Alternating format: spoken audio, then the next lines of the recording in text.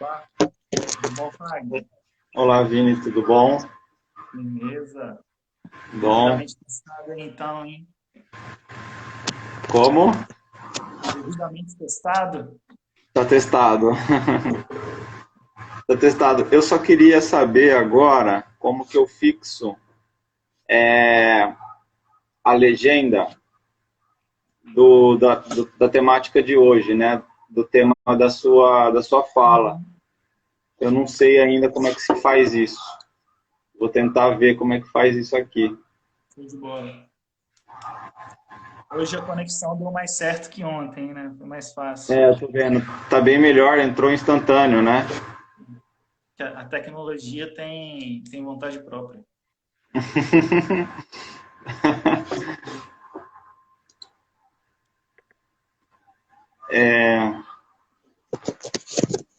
Eu vou colocar a temática nos comentários, como o pessoal está sugerindo.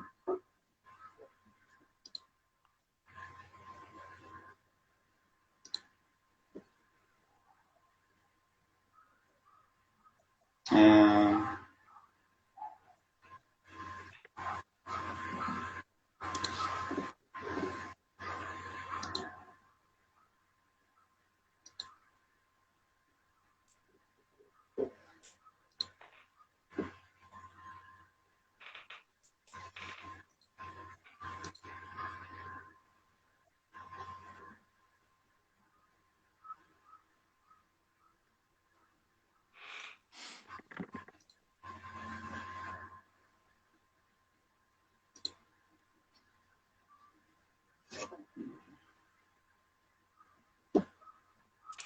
Lívia tá dando oi aí pra gente. Olá, Lívia. Pessoal que tá entrando aí na live, a gente tá aqui, entrou para testar a conexão certinho. E em breve a gente começa aqui o nosso debate.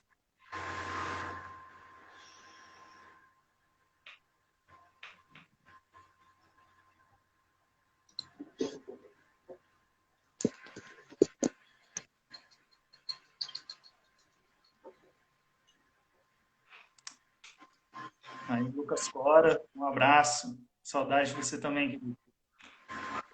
Carol Goulart, entrando também na live. Pessoal, que chegando cada vez.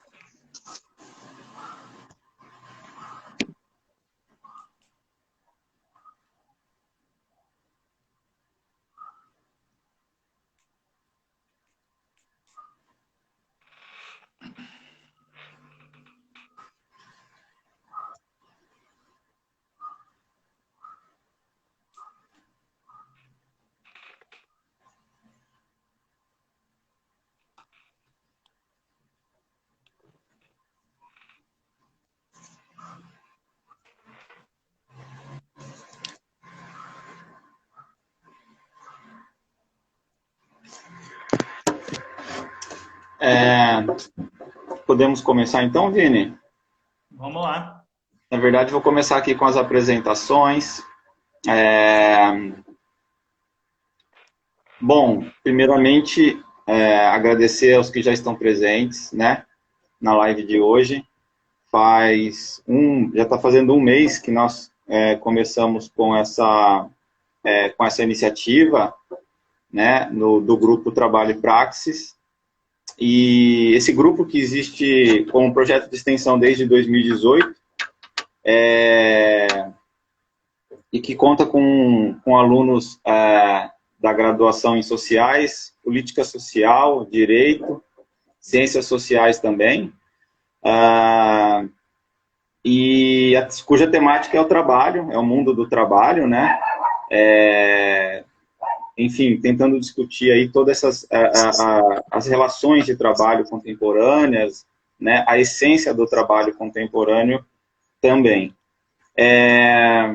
E hoje, aí, para completar esse mês, nós estamos trazendo o Vinícius, né, que é hoje doutorando no programa de pós-graduação em Ciências Sociais pela Estadual de Campinas, Universidade Estadual de Campinas, mestre em Política Social pela Universidade Federal do Espírito Santo, bacharel licenciado em Ciências Sociais pela UFES, com mobilidade acadêmica universitária Ca' Foscari, de Venezia, na Itália. É isso, Vini? Acertei? Isso. É membro do Italiano grupo, tá. também é membro do nosso grupo Trabalho e Praxis e do Centro de Estudos Sindicais e Economia do Trabalho, o CESIT da Unicamp, né? Atua na área de sociologia, com ênfase em mundo do trabalho e empreendedorismo. Vini, então você vai ter aí aproximadamente 30 minutos para falar, né? A sua temática de hoje é a pandemia dos microempreendedores. E aí depois a gente abre para as perguntas de quem está nos assistindo. Tá ok, Vini? Tá ótimo. Passo a palavra, então. Até mais. Mas agradecer o Fagner pela mediação, também estender aí o agradecimento aos demais membros do grupo de pesquisa Trabalho e Praxis, um grupo que eu acompanhei o nascimento quando estava na Universidade Federal do Espírito Santo, e agora aqui em Campinas continuo acompanhando as atividades, continuo como membro do grupo, e é muito honroso estar aqui discutindo o tema que eu estou no doutorado desenvolvendo, sobre os microempreendedores individuais, e discutindo, dialogando com vocês, para a gente fazer avançar aí o conhecimento sobre esse tema. Um tema, aliás, que envolve muita polêmica, muitas paixões, e é bom que a gente discuta aqui um pouco coletivamente para, ao fim, tentar tirar alguma conclusão, ou, pelo contrário, levar ainda outras interrogações para esse debate. O Fagner falou aí meia hora, talvez eu fale um pouco mais sobre isso, privilegiar as perguntas, os debates. E eu queria começar dizendo, na verdade, que o título ele é um título capcioso. A pandemia dos microempreendedores. Isso porque eu não sei se vocês perceberam, mas é um título que tem um duplo sentido eminente. Um primeiro sentido, esse é mais claro, é a pandemia dos microempreendedores, como o coronavírus acaba atingindo... Vini, desculpa te interromper, Vini. Vini, a sua conexão, acredito eu não sei se para todos também, sua conexão está falhando um pouquinho. E quando ela se restabelece, o áudio está um pouco distante. Se você puder falar um pouquinho próximo ao microfone, tá? Mas acho que a conexão, eu vou ficar de olho na conexão aqui, tá? Tá ótimo. Vou tentar falar mais devagar, então, também. Tá ok. Falar um pouquinho mais próximo do microfone, tá bom? Tá Obrigado. Bom. Então, estava falando que o título dessa live é um título capcioso. Isso porque tem dois sentidos iminentes. Está funcionando melhor agora, Fábio? Tá sim. Agora tá melhor. Tá.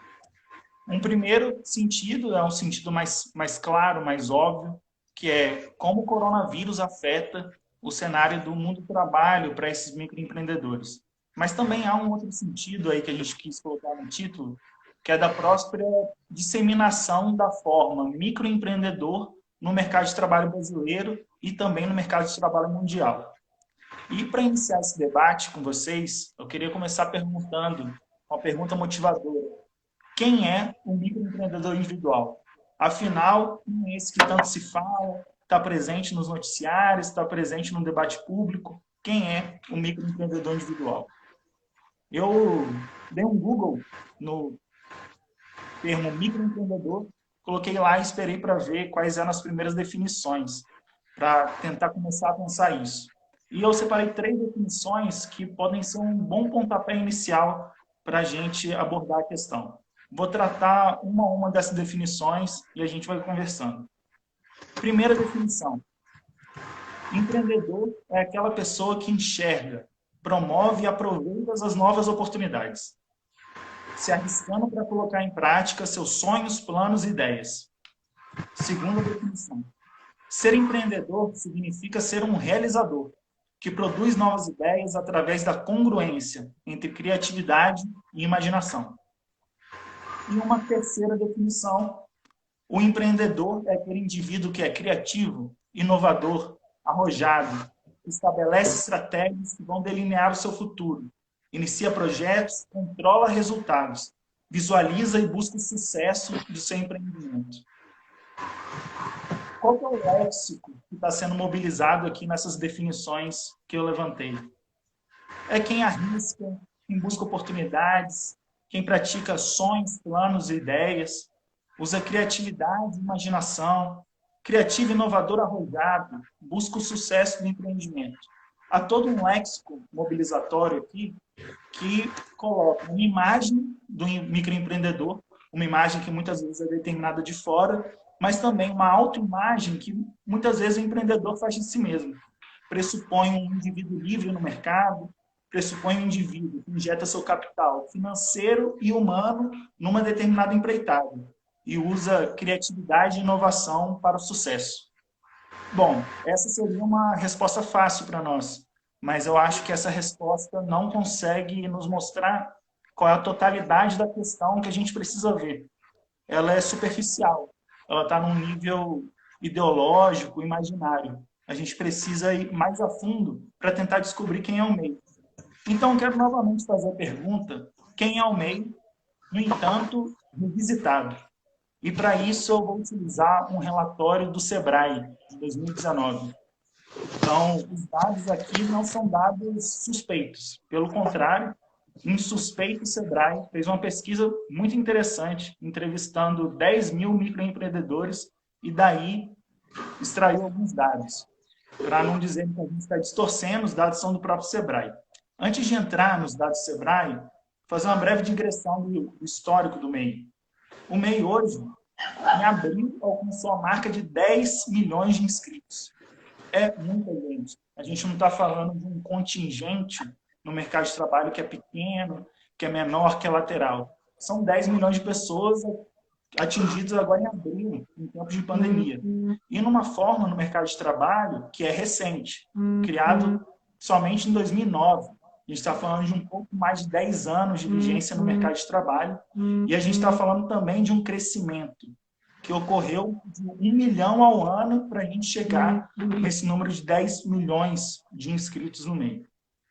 O objetivo da criação do MEI, em 2009, pelo então governo Lula, era de conseguir abarcar trabalhadores informais de baixa renda para que pudessem ter acesso previdenciário, também pudessem emitir nota fiscal, tivessem acesso a crédito, enfim.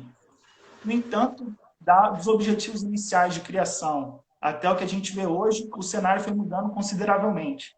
A gente vai ver isso. Então, com isso, eu queria dizer que o MEI é, antes de mais nada, uma forma jurídica. Uma forma jurídica que abarca um trabalho que é multifacetado, que é heterogêneo e que muitas vezes a única coisa que tem de igual de MEI para MEI é o fato de ambos terem traçado o mesmo caminho para chegar a um CNPJ, que aderir a esse grande guarda-chuva do microempreendedor individual. Quais são as atividades predominantes, por exemplo? Aqui tem o maior número de inscrições esteticistas, cabeleireiros, manicures, mas eu poderia citar outras tantas atividades que estão presentes no meio. De trabalho qualificado, trabalho não qualificado, trabalho manual, trabalho intelectual.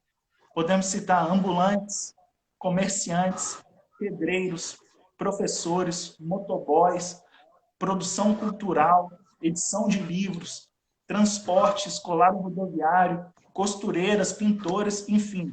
É uma miríade de atividades econômicas extremamente distintas entre si, que estão sobre esse mesmo guarda-chuva chamado microempreendedor individual. Então, fazer uma análise do meio, tão somente achando que é todo mundo igual, já tem um ponto de partida equivocado. E qual que é, segundo o relatório do Sebrae, a renda média no microempreendedor individual? R$ 1.375 ao mês. Ora, das atividades econômicas que a gente está listando aqui, dessa renda média, que é de R$ 1.375 por mês, a gente já pode começar a observar. Há uma discrepância enorme entre aquilo que se idealiza sobre o MEI, que a gente conversou sobre o empreendedor criativo, inovador, arrojado, e daquilo que o MEI realmente é. Com a renda média de R$ 1.375, eu garanto, ninguém é arrojado, inovador, criativo e ponto. Com isso, a gente vai conseguindo se aprofundar um pouco mais e qualificar quem é esse microempreendedor individual. Um outro dado que traz o relatório do Sebrae de 2019 é um dado completamente contraintuitivo. E quando eu vi ele, até achei assim, será que esse dado está certo mesmo? Será que está correto? E é verdade. Quanto menor o município e menor o IDH desse município, maior é a porcentagem de microempreendedores individuais atuando no mercado de trabalho. Agora, olha que discrepância. Se o MEI, se o empreendedorismo é visto como modernização desse mercado de trabalho, como assim ele está mais presente nas cidades menores e de menor IDH? Isso porque, por detrás da roupagem de modernização, a gente tem, na verdade, uma roupagem da viração. A viração que a gente está querendo dizer é o seguinte: em um país onde você tem baixa proteção ao desemprego, onde você tem uma assistência social deficitária, onde você não tem um leque de sobrevivência apropriado para conseguir sobreviver sem renda, ou com outras fontes de renda promovidas pelo Estado, enfim, a viração, você procura qualquer atividade econômica que possa te dar outros rendimentos. Então, a viração é exatamente isso. Você se vire no mercado de trabalho, consiga a renda que puder, com o que tiver disposto no mercado, enfim, solução individual. Agora, o MEI acaba colocando, na verdade, uma viração com a CNPJ. É interessante observar também um outro dado, que é de autonomia financeira e necessidade de uma fonte de renda. Fagner, eu acho que está dando um pouco de retorno no áudio. Está dando retorno? Ver se o seu celular está muito alto, porque está voltando para mim. Ah, tá. Espera aí. Eu baixei um pouco o volume. Ah, tá ótimo. Deixa eu ver. Tá. Isso, melhorou. E eu vou... Acho que eu vou improvisar um microfone aqui também para evitar. Ah, sim, claro. Eu vou continuar aqui. Está falando o seguinte: nessa pesquisa do Sebrae, eles perguntaram para os microempreendedores qual era a principal motivação para abrir uma empresa. E são duas as principais respostas. Uma resposta, 33% de resposta, é preciso de uma renda. A outra resposta, com 32%, quer autonomia financeira. Então, a resposta preciso de uma renda melhorou mesmo. Agora está certinho. A resposta preciso de uma renda, ela se conecta diretamente com isso que a gente está chamando de viração. Enquanto a resposta busca autonomia financeira se conecta diretamente a isso que a gente está chamando do ideal do empreendedorismo. Mas esse dado ele fica mais interessante quando a gente pega por faixa etária. Se a gente pega as primeiras faixas etárias dos mais jovens, a gente vai ver que 42% dos mais jovens respondeu que busca autonomia financeira. Então, para quem está entrando, tem uma maior adesão à questão do empreendedorismo. Olha, eu sou um sujeito criativo, eu sou inovador, eu não quero depender de ninguém, não quero ter chefe, busco a minha autonomia. E para esses, essa resposta da autonomia financeira faz mais sentido. Agora, quando a gente pega a resposta do preciso de uma renda, a população de 50 anos ou mais, 42% entra no MEI porque precisa de uma renda. Então, a resposta conectada mais à viração de quem já estava no mercado de trabalho, não conseguiu outra colocação, tinha carteira assinada, foi demitido, estava em uma das atividades, é muito mais latente. Então, essa ambivalência entre modernização e viração, ela está muito presente no microempreendedor individual. Alguns outros dados para continuar qualificando melhor quem é esse microempreendedor. 50% deles eram empregados com carteira assinada. 21% eram trabalhadores informais. Aqui entra em contraste também com os objetivos iniciais. Em 2009, qual era a função? Atender os trabalhadores informais. Eles viraram 20% do público. Acontece que, além dos trabalhadores informais, essa forma microempreendedor acabou atraindo gente que já estava no mercado de trabalho formal. Então, gente que acabou sendo, como a gente chama aqui no vocabulário sociológico, pejotizada.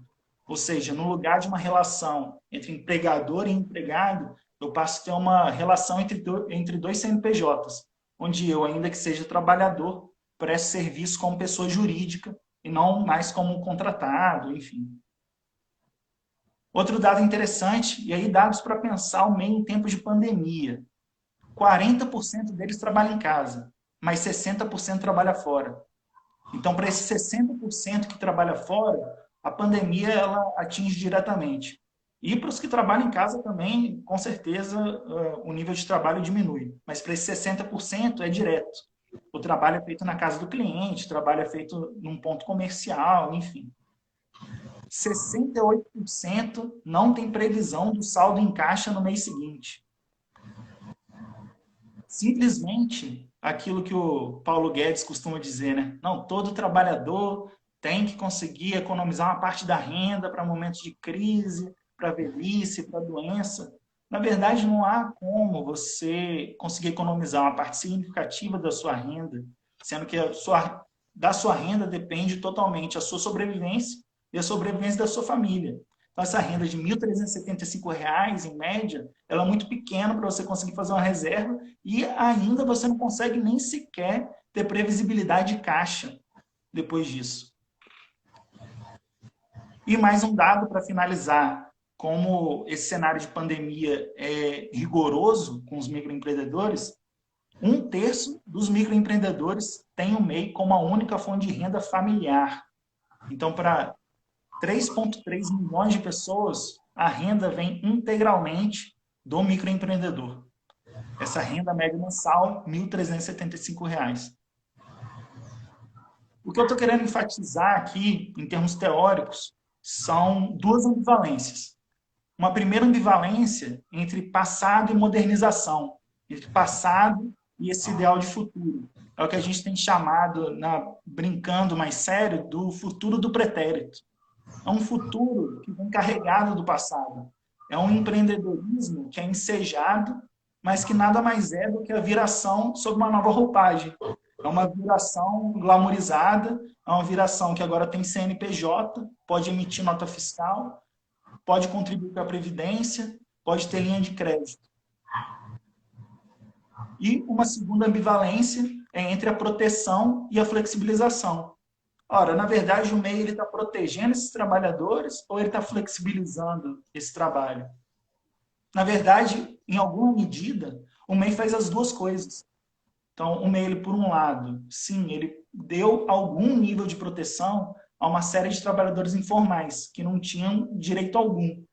E quando não se tem direito algum, qualquer avanço mínimo é significativo. Para quem não tinha qualquer acesso à Previdência Social, agora você ter algum vislumbre em tê-lo é significativo. Você poder ter um CNPJ, emitir uma nota fiscal, ter acesso a uma linha de crédito, ainda que não sejam lá essas coisas, é sim um avanço para esse setor dos informais. No entanto, o MEI flexibiliza o mercado de trabalho de tal forma que a estrutura do mercado de trabalho vai ser toda modificada em prol de relações de serviço entre CNPJ diferentes. Então, o MEI ele acaba tendo uma contrarresposta da flexibilização das relações de trabalho, motivando, mobilizando esse empreendedorismo que acaba danificando a ação do Estado, acaba danificando as legislações trabalhistas e acaba danificando mesmo o próprio trabalho dessas pessoas que aderem, dessas 10 milhões de pessoas que aderem a esse guarda-chuva chamado microempreendedor individual. Na prática, há um rebaixamento da formalização do trabalho para conseguir incluir esse percentual muito significativo no mercado de trabalho brasileiro que estava na informalidade e que, aliás, continua nela. Para avançar um pouco, quais são as saídas colocadas por o MEI nesse cenário de coronavírus? Eu quero começar com a saída colocada pelo discurso empreendedor.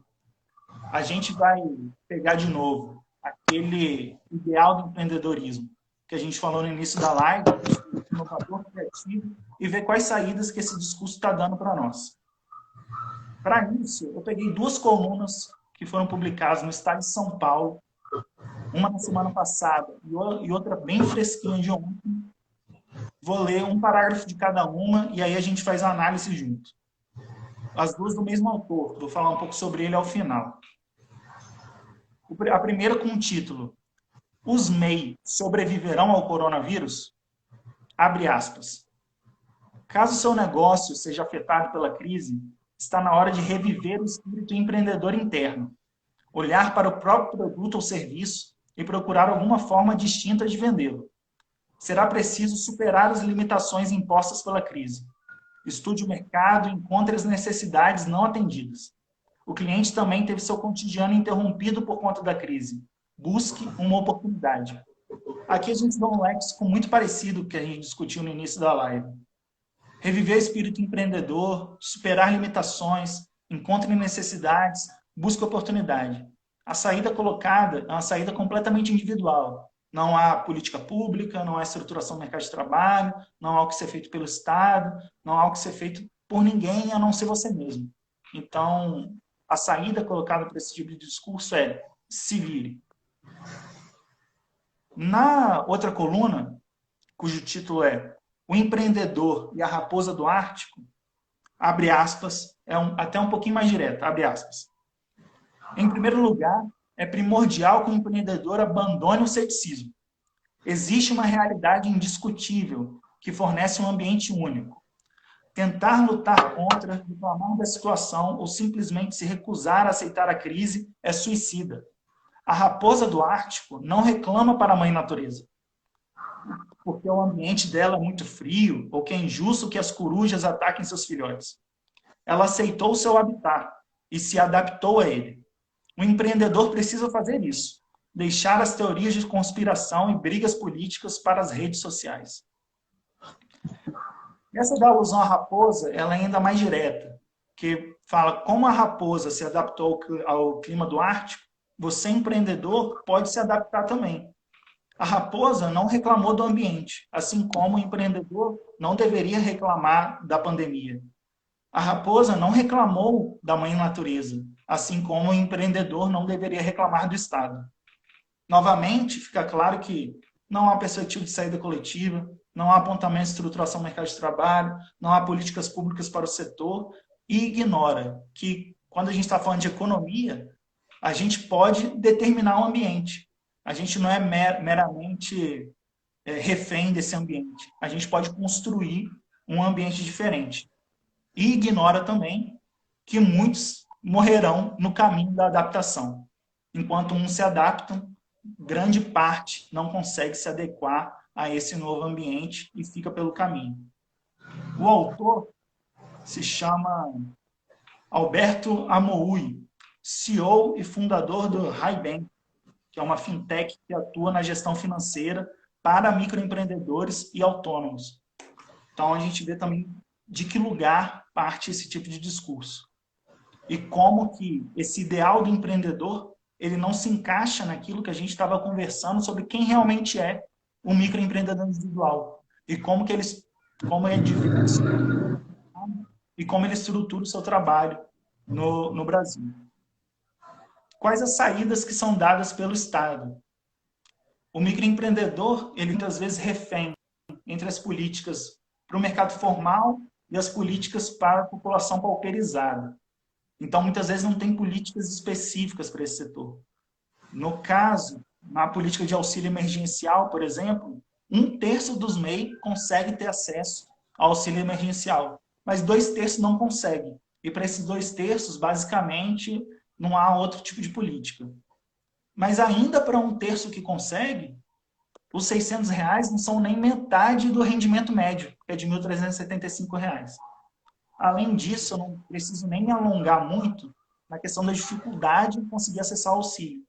Uma dificuldade que é quase uma política pública feita pelo Estado brasileiro para não permitir que pessoas tenham acesso ao auxílio ainda que elas tenham direito. Fora isso, o que tem de política pública para o microempreendedor nos tempos de pandemia são linhas de crédito, ou seja, você pode tomar um empréstimo e o empréstimo tem juros, você vai ter que pagar lá na frente. E você também pode adiar até novembro o pagamento da contribuição previdenciária. Então, novamente, não se trata de isenção de pagar a contribuição previdenciária. Se trata de você adiar até novembro o pagamento. Então, na verdade, não resolve nada, né? Você empurra os problemas um pouco mais para frente, na expectativa de que cada um já tenha se virado como pode. Na prática, então, o discurso empreendedor acaba sendo uma forma do Estado fugir das responsabilidades.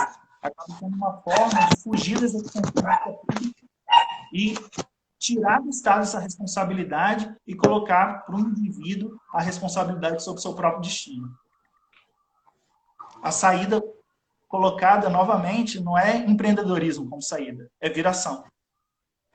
A efeito de comparações internacionais, para trabalhadores autônomos, a Itália está colocando 650 euros por mês, a França 1.600 euros e a Alemanha, em média, 5.000 euros para trabalhadores autônomos. Então, isso tem uma discrepância muito grande com o que a gente tem visto de execução de política no Brasil em tempos de pandemia. E, para fechar a minha fala, que eu já estou chegando aqui em 25 minutos, dizer o seguinte: na teoria sociológica, a gente evoca uma série de novos conceitos para tratar dessas transformações no mundo do trabalho. A gente fala em flexibilização, individualização, walmartização, uberização, uma série de coisas para falar o seguinte: olha, o trabalho está se transformando em relação de serviços. O trabalho está se transformando em CNPJs num mercado pretensamente livre. E esse caminho é um caminho que ignora desigualdades em termos de capital. Alguém que detém um capital e coloca seu empreendimento para frente, e a outra pessoa que detém como capital somente a si própria. E essa desigualdade no mercado de trabalho, o empreendedorismo não consegue dar conta. Então, não se trata também de fazer um debate moral sobre o empreendedorismo, colocando de lado, escanteando o empreendedorismo a priori. Não há capitalismo contemporâneo sem empreendedorismo. E, de fato, o empreendedorismo pode ser uma saída real para muitas pessoas. O empreendedorismo pode representar ganhos materiais para muita gente. Muita gente no meio deve ter atingido melhores condições de trabalho. Não duvido que isso possa ter acontecido. No entanto, quando se fala em estrutura do mercado de trabalho, há uma estrutura mais perversa, que amplia desigualdades, desautoriza a ação do Estado e que desmancha as legislações trabalhistas. E é essa a questão quando a gente fala com a política pública. Ela vai tomando 10 milhões de pessoas com um aumento paulatino de 1 milhão por ano, e até onde a gente vai chegar com isso? A gente realmente quer estruturar um mercado de emprego que seja uma relação entre CNPJs, que cada um é empresa de si mesmo e se coloca dessa forma no mercado de trabalho? Bom, com isso a gente tem algumas questões em aberto. Primeiro, e são coisas que o relatório do SEBRAE não responde e que impõe para a gente uma necessidade de novas pesquisas. É qualitativo, há uma mudança qualitativa das relações de trabalho, dos trabalhadores informais que aderem ao MEI? A jornada de trabalho dos MEI diminui ou aumenta? Qual é o tempo de trabalho desses microempreendedores? Eles trabalham 6, 8, 12, 16 horas ao dia? Trabalham no final de semana? Não trabalham? Tem dia de descanso? Tem férias? Quais são essas condições de trabalho? E até que ponto esse microempreendedor individual se identifica como empreendedor? Ou se para ele a utilização é extremamente pragmática? Olha, vou aqui porque tem um CNPJ que me possibilita emitir nota fiscal e ponto. Mas, olha, não sou empreendedor, sou um trabalhador. São questões que permanecem abertas, são questões para novas pesquisas e que a gente, em diálogo, pretende tentar responder. Agora eu jogo a bola para você, Fagner, para a gente abrir também para a intervenção dos colegas. Legal, Vini. Tá dando para escutar? Tá ok aí? Tá? Vini, primeiramente parabenizar a sua fala, né? Já falaram aqui nos comentários que estava muito didática, está mesmo. Confesso que ficou aí aquele gostinho de quero mais que a gente vai tentar estender agora, porque realmente a sua exposição foi muito boa e bastante instigante. Só lembrar também que uma coisa que eu não mencionei no começo, que o Grupo Trabalho e Praxis, ele também tem um projeto de extensão extremamente importante, lá em Vitória, no Espírito Santo, junto à Secretaria Municipal de Educação e também junto agora à Secretaria Estadual de Educação, de formação de professores, né? Que é um trabalho que o grupo também realiza, essa formação com a temática do mundo do trabalho, né? Tentando aí passar um pouco do cenário do mundo do trabalho. Pois bem, então vamos às questões então que eu vou encaminhar para você, Vini. A primeira A primeira que foi encaminhada aqui foi da Mercedes. E ela pergunta assim, o que essa nova configuração do trabalho... Eu vou fazer um conjunto de 3, tá, Vini? Aí depois a gente abre para mais, tá ok? O que essa nova configuração do trabalho impacta na organização da classe trabalhadora, no sentido de organização política e os desafios da luta por direitos? A segunda pergunta é da Cláudia. Como que a carga tributária atinge o microempreendedor? Como trabalhar sem dinheiro em caixa e sem provisionamento para as despesas futuras e ter que pagar tributos independentemente de renda? A terceira pergunta é da Carol Goulart. Apenas um comentário, na verdade, ela diz aqui. A categoria artística, artistas e produtores culturais, recorre bastante ao MEI. Isso reflete a inexistência de postos de trabalhos formais e pouco recurso voltado para a cultura. Aí se você puder comentar um pouco isso daí, tá, Vini? Eu encaminho essas 3, depois a gente volta com mais. Eu também tenho uma e tem mais uma aqui aguardando, tá? Perfeito. Vou dialogar primeiramente com a Carol. Vou fazer o caminho inverso aqui das perguntas. Dizer que o comentário está corretíssimo. Os trabalhadores da cultura recorrem muito ao MEI, porque não tem contratos de mais longa duração, investimentos na área são pequenos, e o MEI acaba sendo um instrumento muito oportuno para conseguir lidar com uma área tão desestruturada. Então, não tem mais grandes coisas a acrescentar a esse comentário, a não ser reforçar isso. Os trabalhadores da cultura, assim como trabalhadores do audiovisual, recorrem muito ao MEI. Muitas vezes nem há uma classificação exata no CNAE para atribuir esse tipo de trabalho, você acaba dando um jeitinho ali, se inscrevendo numa classificação que seja mais próxima da sua área, ainda que não seja especificamente aquilo que você atua. Da cláusula da carga tributária, na verdade, o MEI goza de muitas isenções. Entre as formas jurídicas possíveis para se ter um CNPJ, o MEI com certeza é mais facilitada e é aquela que paga menor faixa de tributos. Você paga por mês é o DAS, que é a contribuição previdenciária, que oscila entre R$ 53 e R$ 58 reais para o MEI.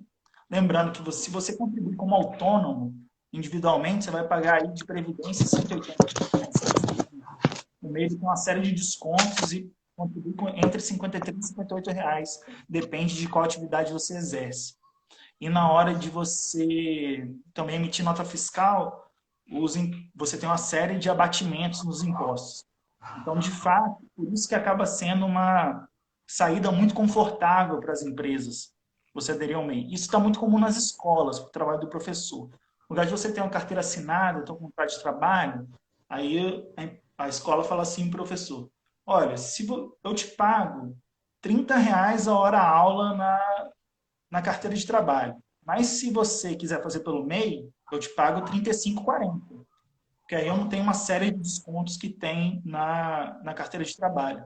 No entanto, isso vai dar repercussões outras, né? A demissão é muito mais fácil, o déficit, você acaba não recolhendo impostos para a Previdência Social, enfim, a coisa fica complicada nesse sentido. E também depois, para você subir do microempreendedor individual para a microempresa, é um salto grande. Por isso é muito comum no comércio, por exemplo. No comércio, no lugar de você sair do microempreendedor e abrir a microempresa, você, na verdade, vai abrindo uma série de microempreendedores paralelos para conseguir dar conta do rendimento. Porque o MEI tem um teto de rendimento de R$ 80 mil. Aí, quando você bate o teto, aí você ou muda de status ou sobe, só que aí os impostos são maiores, ou você faz um fundo de fraude. Você vai abrindo outros MEI, outros CNPJ, para ir abarcando aquele rendimento inteiro. Então, a nível de carga tributária, pragmaticamente, é bom para o microempreendedor. E a Mercedes, por fim, coloca uma questão que eu acho que é central, a questão de organização política. Porque essas formas atomizadas de relação de trabalho, as formas individualizadas, elas jogam tudo na negociação individual. Então, não há nenhum suporte coletivo, não há um suporte sindical que dê conta de uma negociação desse tipo. Então, para o trabalhador MEI, não há organização sindical, não há perspectiva de organização coletiva hoje. E, por outro lado, também o sindicalismo brasileiro não consegue dar resposta a esse potencial organizativo. E é isso que eu acho mais grave. Há uma certa acomodação das novas direções sindicais em categorias tradicionais do mercado de trabalho, no funcionalismo público, em categorias industriais, bancários, as categorias clássicas aí de mobilização sindical no Brasil, mas há pouco movimento em direção a esses trabalhadores informais, trabalhadores autônomos. Não estou querendo dizer também que não há iniciativas nesse sentido, claro que há, mas essas iniciativas acabam ficando um pouco dispersas e a gente deixa de conseguir organizar esse milhão de trabalhadores que estão ali no trabalho ocasional, no trabalho autônomo, utilizando o MEI ou não utilizando. O desafio organizativo é de fato enorme, não há respostas colocadas e o mais preocupante é que parece não haver respostas colocadas por parte das centrais sindicais e das organizações dos trabalhadores. É o que há de mais preocupante, é algo que a gente deve se debruçar em cima. Perfeito, Vini. Eu vou para a próxima questão e depois eu quero colocar, na verdade, são duas questões que eu estou instigado a fazer aqui. A primeira agora dessa segunda rodada vem da Lívia e ela gostaria que você comentasse o que você pensa como perspectiva para professores contratados como MEI, você falou um pouco agora. O possível fim dos concursos pode colocar professores nessa condição? Aí comentar um pouco, você falou agora, mas eu acho que vale a pena a gente explorar um pouco mais isso. E aí, da minha parte, Vini, eu queria saber o seguinte, se você tem algum estudo comparativo do exercício do MEI no Brasil com outros países, no que tange a jornada de trabalho, essa média de renda que você mencionou para o Brasil, que é de R$ 1.400 aproximadamente. Enfim, um estudo comparativo. E a segunda pergunta, na verdade, ela é uma provocação. Onde vamos chegar? Porque eu penso que hoje nós temos um cenário mais ou menos consolidado, né? Dado que, por conta dessas estatísticas que você colocou, pelo relatório do Sebrae, etc. Mas aí eu queria saber quais são as perspectivas. O que o trabalhador e a trabalhadora brasileira, eles podem esperar desse cenário, né? Que também é político, que é econômico e etc. Queria que você comentasse um pouco isso.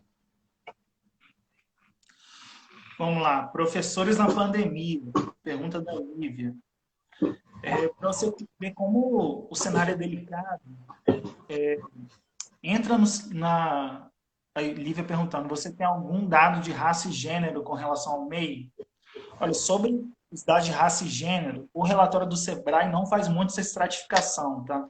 O que tem são dos maiores dados. 57% são homens, 53%, 54% são brancos, então tem essa hegemonia do homem branco de meia idade, então dos 30 anos para cima. Mas nos dados mais sobre, por exemplo, os dados que eu falei sobre o porquê adere ao MEI, esses dados não estão estratificados por raça e gênero. Aliás, seria interessantíssimo se fosse disponibilizado dessa forma. Responderia muitas das nossas perguntas. Na perspectiva dos professores serem contratados via MEI, eu acho que a tendência é ser cada vez mais comum. E num cenário de pandemia, são os primeiros a serem demitidos. Os primeiros a não terem seus contratos continuados são exatamente os MEI. Muitos professores veem isso como uma oportunidade. Tá? Muitos deles veem o seguinte, olha, sou jovem, tenho energia, vou conseguir trabalhar em vários lugares ao mesmo tempo, dou várias aulas, faço minha carga horária. Bom, o problema com isso é o passar do tempo, né? Você não vai adquirindo estabilidade, você tem vínculos mais frágeis, chega um momento desse de crise, você fica com rendimento zero, enfim, é complicado, é uma ferramenta que as escolas têm usado cada vez mais e de maneira cada vez também mais escancarada. Há pressão, por exemplo, em muitas escolas para que você rompa seu contrato e tenha adesão ao MEI. A gente tem conduzido aqui algumas entrevistas, feito alguns contatos E isso é assim, uma situação muito comum. E é claro que isso não acontece só no setor educacional, isso acontece também na indústria, em grande medida, e em outras áreas. A minha opinião, pessimista como sempre, é de que essa forma de contratação, essa forma de trabalho, tende a se alastrar. Então, já puxando aí o diálogo com o Fagner, onde vamos chegar? Acho que o caminho atual que a gente tem tomado no mercado de trabalho brasileiro é da individualização completa das relações de trabalho.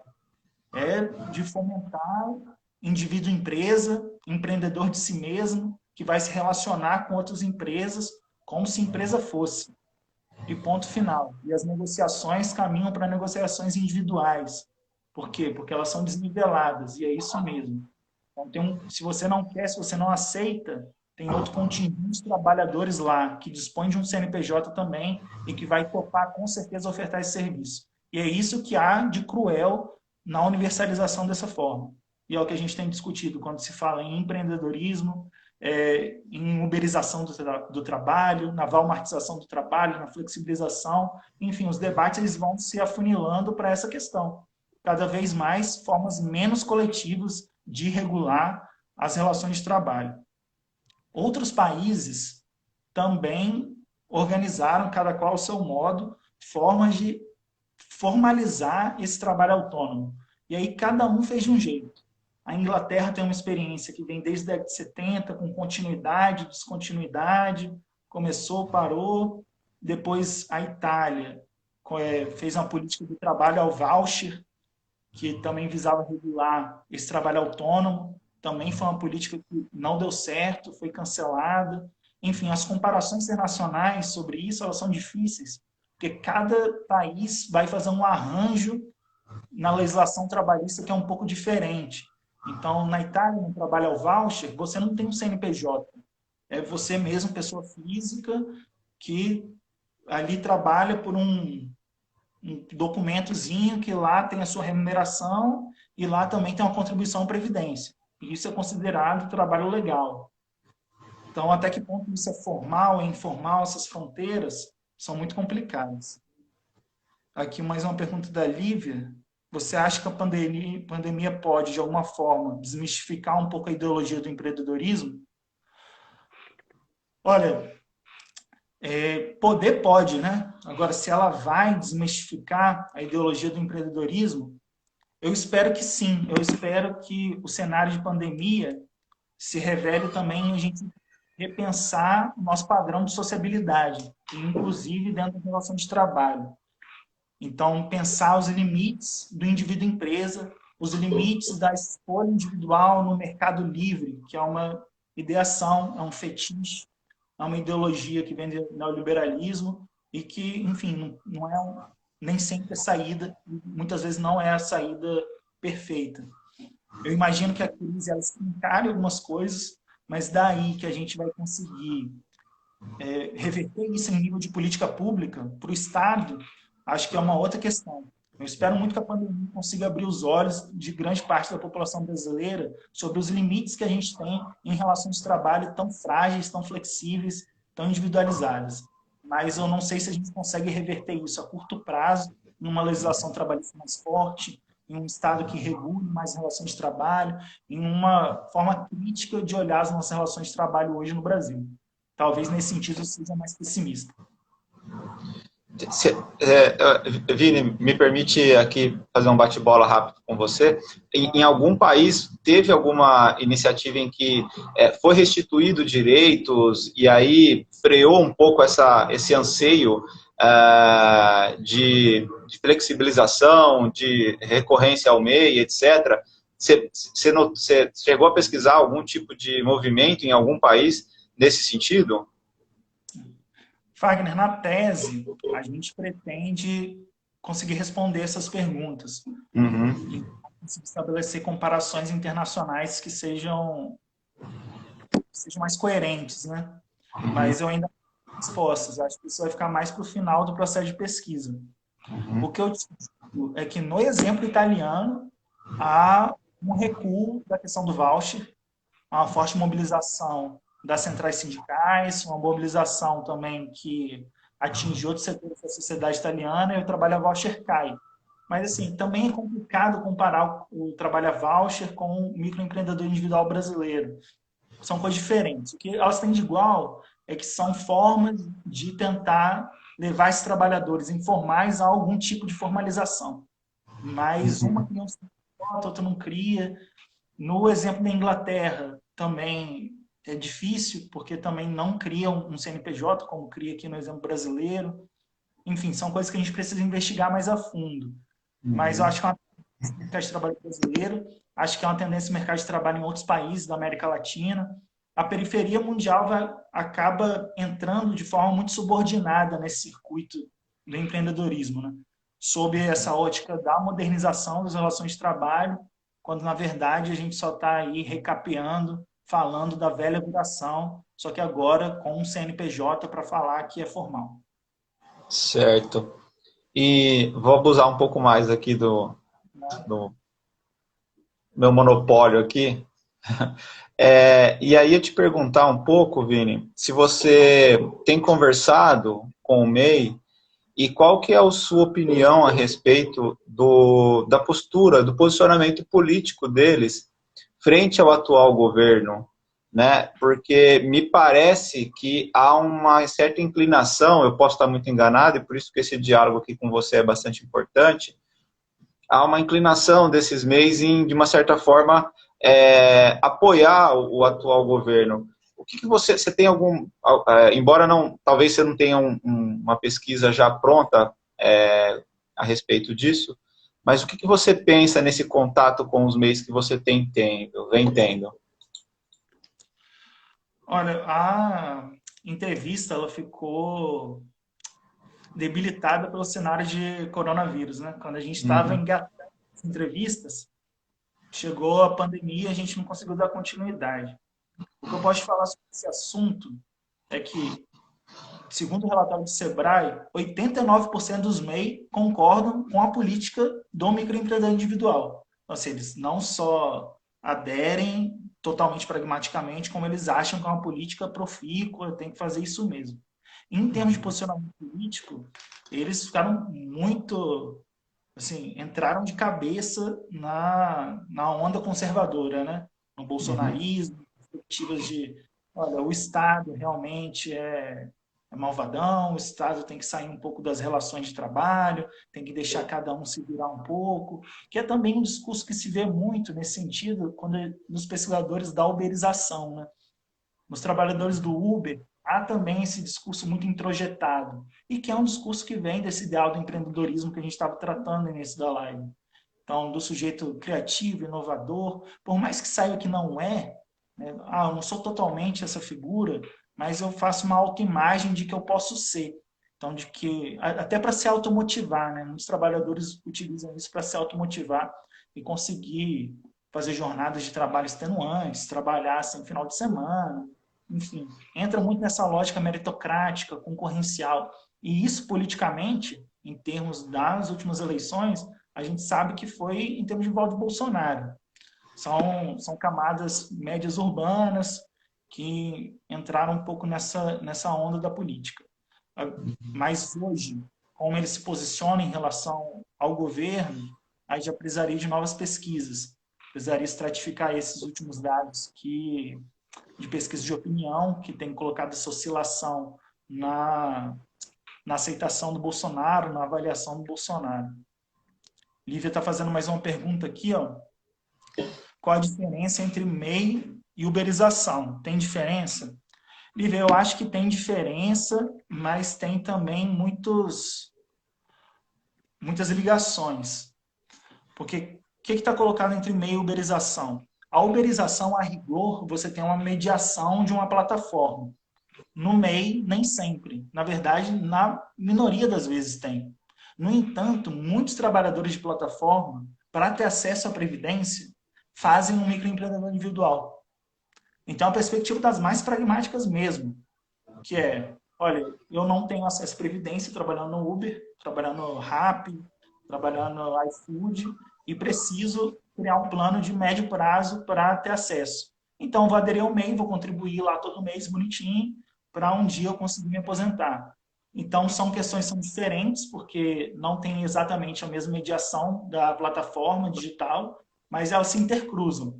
Parte, agora não sei qual o tamanho desse contingente, parte do contingente está na Uber, iFood, plataformas, adere ao MEI como forma de ter acesso previdenciário.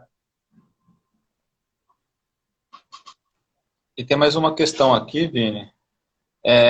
Você citou alguns países, alguns paralelos em relação a países centrais. Como ocorre isso em relação aos demais países periféricos? Chegou a pesquisar algo nesse sentido? Como eu estava falando com o Fagner, eu não avancei para comparação internacional. Em termos de comparação internacional, o que eu pesquisei aqui para essa fala foram de políticas para autônomos e trabalhadores por conta própria em países periféricos. Aqui na América Latina, no cenário de pandemia, a ajuda dos países periféricos está assim, exígua para trabalhadores autônomos. Então, eu tinha falado aqui na minha primeira intervenção de que a Alemanha dá uma ajuda de 5.000 euros, a França de 1.600 euros.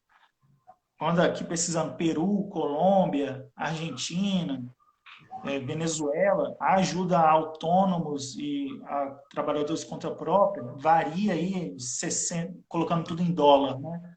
$10, $20, isenção de alguma taxa. Não chega aos pés daquilo que deveria ser para conseguir sustentar esses trabalhadores em período de isolamento, para garantir que eles permaneçam em isolamento e conservem sua saúde, né? Não há nenhuma política pública por parte dos países periféricos para conseguir observar que esses trabalhadores autônomos, esses trabalhadores por conta própria, precisam permanecer em casa também. E para isso eu preciso garantir o rendimento deles. Então, a remuneração que é dada por esses países é realmente muito pequena. No México também, pesquisado, era algo de $60. Enfim, é sempre menor do que as necessidades da população desse país. Vini, deixa eu te explorar só um pouquinho, nós temos alguns minutinhos ainda. Uma última pergunta sobre a questão da saúde desses meios, como é que fica? É difícil, inclusive, acredito eu, inclusive as estatísticas a respeito disso, né? Como que eles, a questão do adoecimento no trabalho, enfim, você tem alguma coisa para falar a respeito disso? Wagner, não tem dados sobre isso, simplesmente. Uhum. Quem costuma elaborar os dados sobre o MEI é o SEBRAE. E nas pesquisas que o SEBRAE tem conduzido, ano a ano, a questão condições de trabalho. Questão condições de trabalho se limita a saber se ele está trabalhando em casa ou fora de casa. Uhum. De segurança do trabalho, enfim, saúde, nenhuma pergunta aprofundada. Ao menos, nenhuma pergunta que divulguem no relatório final. Uhum. E também, saquei isso na primeira intervenção, pergunta central sobre jornada de trabalho. A gente vive um momento no mercado de trabalho de extensão das jornadas que retomam um patamar oitocentista. A gente está retomando jornadas de trabalho de 14, 16 horas. Então, a desregulamentação das relações, a individualização, a negociação entre pessoas jurídicas, dá a cabo uma jornada de trabalho que é completamente extenuante. Uma jornada de trabalho que vai ficar por conta do seu dia inteiro. Se você tem um horário para entrar, um horário para sair, claro.